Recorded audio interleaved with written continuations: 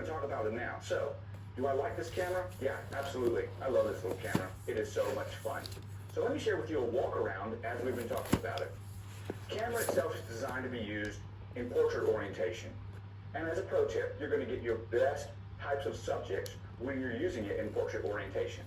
I find that 1, 2, or 3 people are probably the max that you're going to get in a small print like this without losing too much detail to make it unnoticeable. However, you can photograph however you like.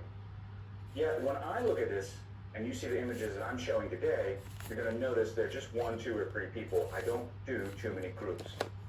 Also, you can use this as a landscape camera. We'll talk about some cool things Fujifilm did for us there. But once again, as a landscape, you're just getting a small thumbnail capture of what you're going to see. There's not a lot of detail, and that can be fine for what you're doing. You're just going to want to take more exposition type of shots. Now, let's talk about that dreaded thing that happens when you print an image that doesn't look any good and you don't like it. And let's see if we got one right here. Boom. This image was actually taken in the Fujifilm Instax Mini 90, the Neo Classic. And because that image was underexposed or overexposed here, you'll notice that it didn't come out great. Now, this was a picture taken a couple years ago as I was doing a comparison after I first got this camera.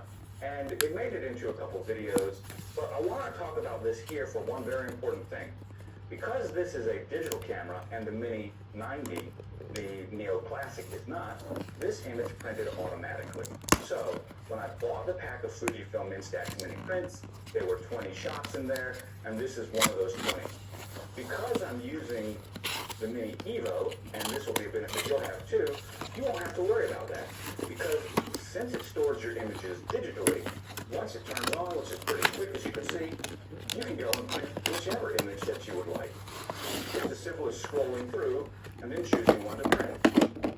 So, because of that, I think new users will find it just really attractive. And for me, I find it great. Because I don't have to print everything, and I don't have to even have film to take a photo.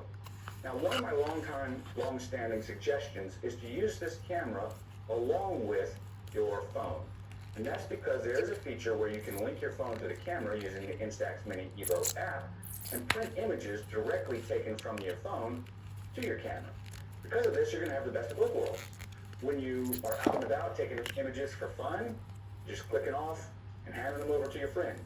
But then, at the time that you decide you want to take a picture that's a little bit more important, maybe one of grandmother's at her 96th birthday or something, you can use your cell phone or even a Fujifilm Instax or a Fujifilm X series camera to have the high resolution image and still print with either this printer or through your phone that image. Now, it is important to note the Fujifilm X series cameras don't print directly to this printer, but you can sync the images from your X series camera to your phone and then print through this printer. It's just an extra step.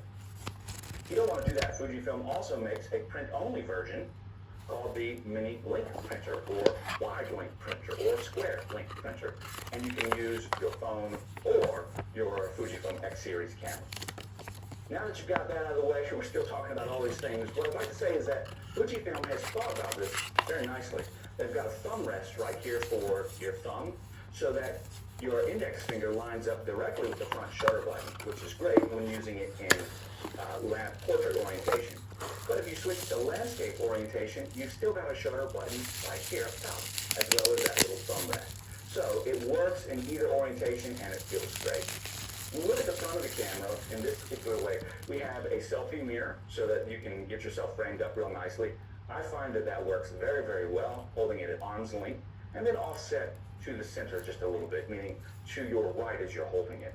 I generally take selfies with my left hand, and I angle the shot off to the right a little bit in order to get whoever else might be in there. I also set my self-timer to a 2-second delay. It makes it a little bit easier to get the shot framed up in there after I press the button. We've got an LED flash right here and a countdown flash illuminator. This is going to let you know when your self-timer is going. Also, it's going to add some autofocus illumination because the camera does have autofocus being a digital camera. Now, with all these things in mind, this LED flash isn't very helpful. Later on in the video, we'll talk about things I use, such as the WeLight S505 in order to get a more fill light when I'm taking portraits and things like that. We also have this lens ring right here, which is really nice. This is going to get us 10 lens effects that when we pair with the 10 film effects on the very front or on the back of the camera above the LCD, when we pair with those, we get over 100 different digital effects that we can apply to the camera, such as monochrome, which is a really great monochrome, light leak, canvas. We can do a split image or a half frame. We can do all kinds of cool stuff. We'll talk a little bit about that later as well. Guys, we're just a few minutes into the video and we're still talking about the things you can do with the camera before actually looking at them. If that doesn't get you excited, man, I don't know what will. Turning around to the bottom, we're going to see that we have a cover. You open this cover to show your microSD card, which is down here, and it can be a little bit tricky. But there you go. You also have your charging port. Now, I have one of the original versions. This one right here is now a USB-C. I'm using a micro USB because that's what it had on it when I got it. And that's your SD card that you can put in right there. Speaking of interesting things you can do with the camera, you can also get this in a beautiful brown, which is really nice, although I think I could go either way. I like them both ways. Okay, we also finally have a lanyard hook right here. It comes with a little handheld hook. Let me see if I can get you there. Anyway, you just thread the little hook through there, the little fabric hook, and it holds onto it. It makes it easy to pocket or hold on your wrist, like for a wrist strap. As we go around to the back, this is where everything happens. We're going to go ahead and talk about these things so that you can see them as we're giving you the rundown.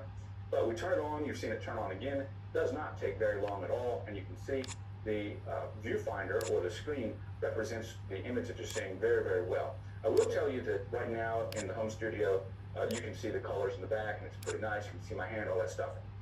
It's bright enough inside, and in low light, not too bright. But the minute you get outside on a bright sunny day, this becomes very difficult to see, and angles, off angle, not looking at it directly on, are difficult. Like my point of view from here to my eyes is in that direction. I can't even see the screen. I can see a great reflection of this image right here on it.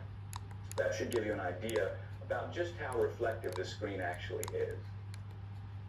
Okay.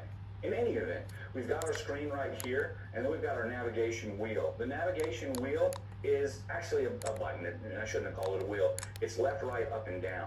From there, we also have our menu, which will allow us to go into our menu functions, which are pretty expensive for a camera like this. And I've gone through all the menu functions in a previous video, everything I know about the Fujifilm Instax Mini Video. If you haven't seen that, I'll link it below. And everything I know about printing with the Fujifilm Instax Mini Video.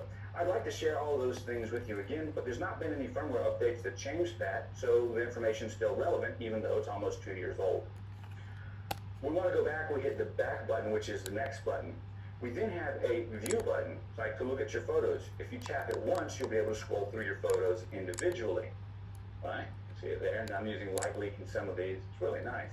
If you tap it again, you'll be able to scroll through them in sets of 4. And this can become pretty important because you're going to have a lot of pictures. And you notice, it's not a very fast response, but it responds pretty quickly. If you tap it again, you'll be able to scroll through them in sets of 9. Now you can scroll up and down here in order to make page loading easier, but you'll also notice that as I'm loading up 1, 2, 3, I've just clicked it and now you see it go. So there is a little bit of a time delay and processing power that it's using just to get there. Now, as we get to one of these images, let's keep going. I've got a lot of really cool pictures in here. I just want to show you what happens when we take one of these images, and I can't see it, it's too small. Let's keep going backwards. Yeah, so I went with a channel called Adventure Charms, and we did a video about the Witch of Pungo. Go check that out, and these are images from that. So this is actually the house for the Witch of Pungo, the courthouse and things like that. And so we're looking at these shots. These are some cool ones right here. So as you can see, we've got a monochrome image right here, and this image itself has a light leak on it. And this is Gina from Adventure Charms. We're doing her shots, and we did those shots with the Fujifilm Instax Mini Evo, as well as the Fujifilm Instax X100, or the Fujifilm X100F. It's not Instax. Some of my favorite ones are ones like this, that I'm using a blue filter, which is a lens effect, as well as a film effect of a light leak, and gets this really nice, cool hue printed off. Let's see what we can look through that. I'm going to show you how to print one real quick. Oh, that's a cool shot. Yeah, I like that. So if we want to print this image, let's pretend I've got film in here. I'm pretty sure that I do. All we do now is click the print lever just like you saw, And as I thought, there's no film in there right now. So I can't print an image right now, but it does tell you that's how you print. And we need to add some film. So now that we know all that, the next thing we have is a plus button. If we were in the shooting mode, this plus button would allow us to go ahead and add a particular set of effects to our favorite list, or it would allow us to move one of our effects in and out of the favorite shot. Since we're right here, we're still just talking about the screen. Let's talk about what we can actually do with this image. This is pretty cool. We can zoom in by just pressing up. Now, once we press up and get to the zoom level we want, we press the OK button. Now, OK will confirm, but if we wanted to get this back in the proper orientation, we then push left, and now we can move the image around. So we have some post-crop or post-photo cropping that we can do. Press OK to confirm,